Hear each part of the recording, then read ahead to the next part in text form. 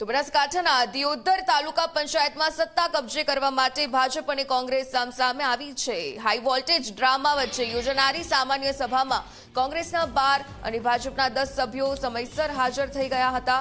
બહુમતીનો આંકડો કોંગ્રેસ તરફ ઝૂકેલો હોવાથી સવારે 11 વાગે યોજાનારી ચૂંટણીને બપોરે 3 વાગ્યા બાદ ખેંચવામાં આવી છે।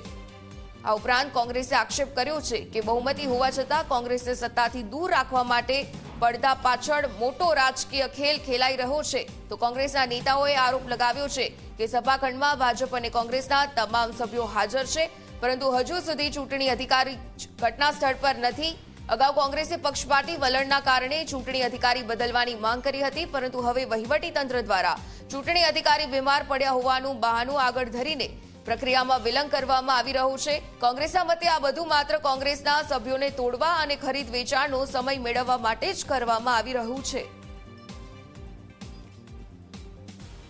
2-3 દિવસમાં વાતાવરણ ડામાડોળ થાય ને એકાદ સભ્યને કે અમે લોભ લાલચ આપીને જેમ બીજી તાલુકા પંચાયતોમાં ક્યાંક ને ક્યાંક સામ દામ દંડ ભેદની રાજનીતિ અપનાવીને તાલુકા પંચાયતો બહુમતી લોકોએ આપી ત્યાં પણ તોડીને એમને લોકશાહીનું હનન કર્યું છે।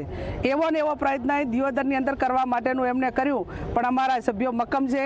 પાર્ટીએ અને લોકોએ જે એમના ઉપર ભરોસો મૂક્યો એને પૂરેપૂરા પરિપૂર્ણ ઉતરવાના છે અને તાલુકા પંચાયત કોંગ્રેસની બનશે અને અહીંના લોકોનું જે કામ કરવાનું થાય એ તમામ અમારા સભ્યો સાથે મળીને કરશે।